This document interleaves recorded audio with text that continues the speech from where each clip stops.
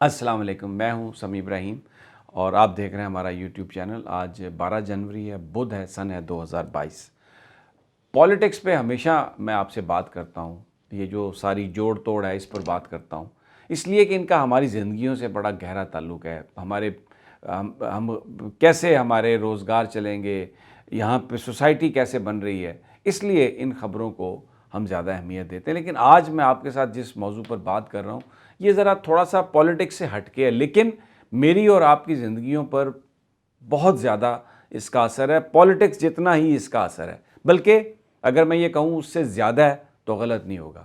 یہ میں بات کر رہا ہوں اپنی اور آپ کی صحت کی، اور جو نئی تحقیق آئی ہے اس کے بارے میں آپ کو پہلے تو ایک لائنر میں بتا دوں جس پر آج میں بات کروں گا، کہ سور کا دل انسانی جسم میں لگا دیا گیا، اور یہ تجربہ کیا گیا ہے، اور اگر یہ کامیاب ہو گیا تجربہ تو ڈاکٹر کہتے ہیں کہ آنے والے چند سالوں میں اور آپ اگر ہمارا کوئی آرگن جیسے گردہ ہے، لیور ہے، ہارٹ ہے، پینکریاز ہے، کوئی بھی چیز اگر فیل ہو رہی ہے تو میڈیسن کھانے سے تو وہ ٹھیک نہیں ہوتی، ڈاکٹر اس کو اس جسم کے حصے کو ہی تبدیل کر دیں گے۔ جس طرح گاڑیوں میں آپ سپیئر پارٹ تبدیل کرتے ہیں، ٹائر خراب ہوا تو زیادہ اگر پنکچر ہو گیا ہے، پھٹ گیا ہے، تو پنکچر لگانے سے ٹھیک نہیں ہوگا تو اس کو تبدیل کر دیتے ہیں۔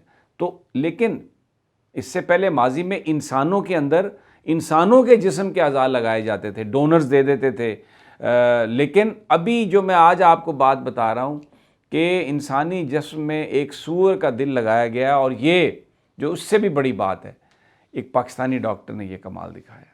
امریکہ میں، میری لینڈ میں، بالٹیمور میں ایک پاکستانی ڈاکٹر کی جو ریسرچ ہے، جو پاکستان کے میڈیکل کالجز سے پڑھا ہوا، جس نے پاکستان کے ہاسپٹلز میں ریزیڈنسی کی، امریکہ میں جا کے اس نے آج وہ کام کیا ہے کہ پوری دنیا اس کی تعریف کر رہی ہے۔ اچھا، اس معاملے میں میں آگے جا کے آپ کو بتاؤں گا علماء کی کیا رائے۔ بہت سارے علماء وہ مختلف آراء رکھتے ہیں۔ سور کیونکہ ظاہر ہے ہمارے مذہب میں وہ حرام ہے، ہم اس کے نزدیک میں نہیں جا سکتے، تو اگر اس کا دل ہمارے جسم کے اندر ہو تو بھئی وہ تو پھر ایک بہت ہی ایک پلیت جانور، ایک نجس جانور، وہ اگر اس کا دل ہمارے سینے میں ہے یا کوئی اس کا اور آرگن ہمارے سینے میں، ہمارے جسم میں ہے، تو پھر کیا جب ہم نہاتے ہیں اپنے آپ کو صاف کرنے کے لیے، پاک کرنے کے لیے، تو کیا ہم پاک ہو گئے؟ اور پھر کیا اس سور کے دل کے ساتھ کیا ہم کہیں عمرہ کرنے کے لیے، حج کرنے کے لیے جا سکتے ہیں؟ اللہ کے گھر میں، مساجد میں جا سکتے ہیں؟ بڑے اہم معاملات ہیں، یہ بہت اہم ایشوز ہیں جن پر آج میں آپ سے بات کرنا چاہتا ہوں۔ سب سے پہلے تو آپ کو تھوڑی سی اس پاکستانی ڈاکٹر کے بارے میں بتانا چاہتا ہوں، اور یہ میں کیوں بتا رہا ہوں۔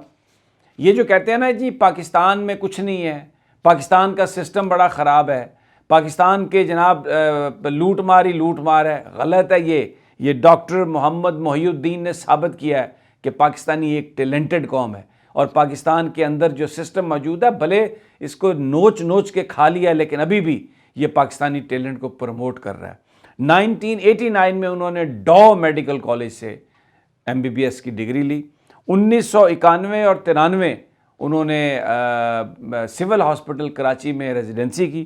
اس کے بعد انہوں نے چلے گئے امریکہ، چلے گئے، انہیں موقع مل گیا، اور وہاں پر انہوں نے جو اسپیشلائزیشن کی کارڈیالوجی میں اور bio transplant, university of Pennsylvania سے انہوں نے یہ فیلوشپ کی، اور ابھی وہ وہاں پر university of Maryland school of medicine میں جو زینو ٹرانسپلانٹ پروگرام ہے ان کا، اس کے وہ ہیڈ ہیں۔ اب زینو ٹرانسپلانٹ کیا ہے یہ بھی میں آپ کو بتا دوں، کہ ایک سپیشی کا کوئی بھی آرگن لے کے آپ دوسری کسی سپیشی میں ڈال کے اس کی گروتھ کرتے ہیں۔ مثال کے طور پہ بلی کا یا کسی جانور سے اس کے کوئی آرگن اس کا نکال کے آپ اس کو انسان میں لگا کے اس کو گروتھ کرتے ہیں، یا انسان کی کوئی چیز نکال کے آپ کسی جانور میں گرو کرتے ہیں، اس کو کہتے ہیں زینو گرافٹنگ یا زینو ٹرانسپلانٹ۔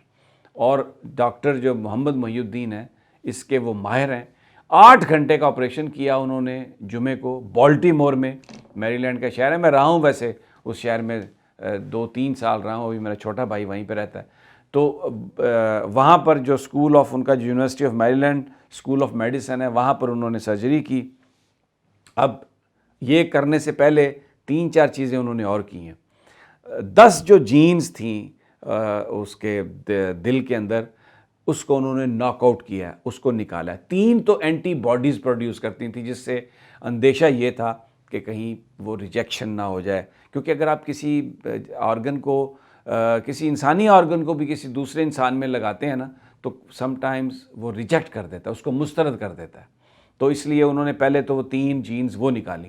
اب ایک جو اس میں جین تھی نا، جین ہوتا ہے آپ کے اندر جو ایک ٹریٹ ہے جو بیسیکلی پروموٹ کرتا ہے مختلف چیزوں کو، وہ تھا سور کی افزائش کے متعلق. یعنی آپ نے اگر دل لگا دیا تو اس کے اندر ایک جین ہے جو سور کو گرو کرنے میں کام آتی ہے، تو وہ کہیں پہ بھی کچھ بھی گروتھ کر سکتی تھی، تو اس کو بھی انہوں نے فارغ کیا. یعنی صرف اور صرف دل جو ہے وہ انہوں نے لگایا، اور یہ انسانی دل سے بڑا ملتا جلتا ہے.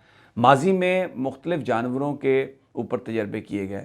منکی یعنی بندر کا دل بھی لگایا گیا ایک انسان کے سینے میں، لیکن وہ کامیاب نہیں ہوا تجربہ، اور وہ بندہ جو ہے وہ اس جہان سے کوچ کر گیا. اب جمعے کو یہ لگایا گیا، 3-4 دن ہو گئے ہیں، اور ابھی تک جو پیشنٹ ہے یہ بالکل صحیح چل رہا ہے، یعنی اس کی ریکوری ہو رہی ہے. 57 سال کا یہ بندہ ہے، ڈیوڈ بینٹ سینئر اس کا نام ہے. اور ہارٹ ٹرانسپلانٹ اس کے لیے ہو نہیں سکتا تھا، کیونکہ اس کو اور بہت ساری بیماریاں تھیں، شوگر تھی، اس کو ہائپر ٹینشن تھی، اور بھی بڑیاں بیماریاں تھیں. تو یہ اس کی باڈی جو ہے وہ اتنی ایسی نہیں تھی کہ یہ وہ جو انسانی دل ہے اس کو وہ ٹرانسپلانٹ وہ اس کا کیا جا سکے لگا کے. تو انہوں نے یہ جناب اس کے دل میں لگایا ہے، اس کے سینے میں. اب ایک بڑا مسئلہ جو ہے وہ ہمارا مذہب جو ہے وہ تو کہتا ہے کہ جی سور حرام ہے، تو پھر اب آپ کیا کریں گے.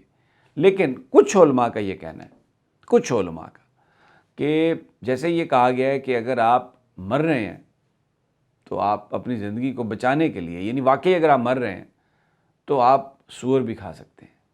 اگر کوئی ایسی سچویشن آ گئی ہے کہ جس میں لائف اینڈ ڈیتھ ایٹ سٹیک ہے، اور آپ کے پاس کوئی چارہ نہیں ہے، آپ کے پاس کسی طرح کوئی گنجائش نہیں ہے، تو کچھ علماء کا یہ خیال ہے کہ آپ یہ جو اس طریقے کی جو ٹرانسپلانٹ ہے جانوروں کا، اس پر آپ بالکل اس پر آپ اجتہاد کر سکتے ہیں.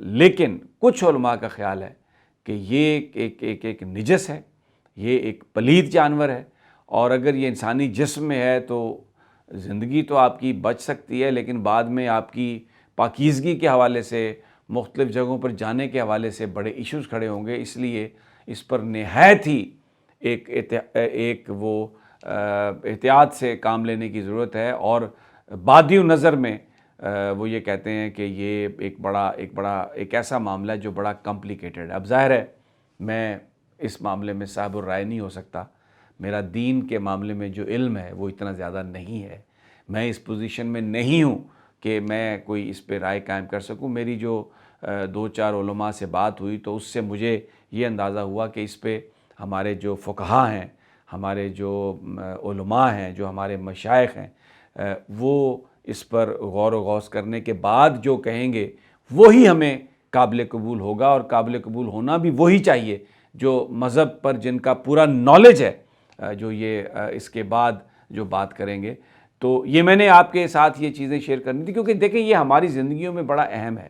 ہم سب کل بھی آج بھی ہم بیمار ہیں، ہوتے ہیں بیمار، اور ایسی صورتحال آتی ہے کہ آرگن لگانا پڑے گا. تو پھر ریسرچ جو دنیا کی جا رہی ہے وہاں پر تو یہ سلسلہ چل رہا ہے. اور دوسرا یہ بتانے کا مقصد یہ ہے کہ پاکستانی ایک بڑی ٹیلنٹڈ قوم ہے.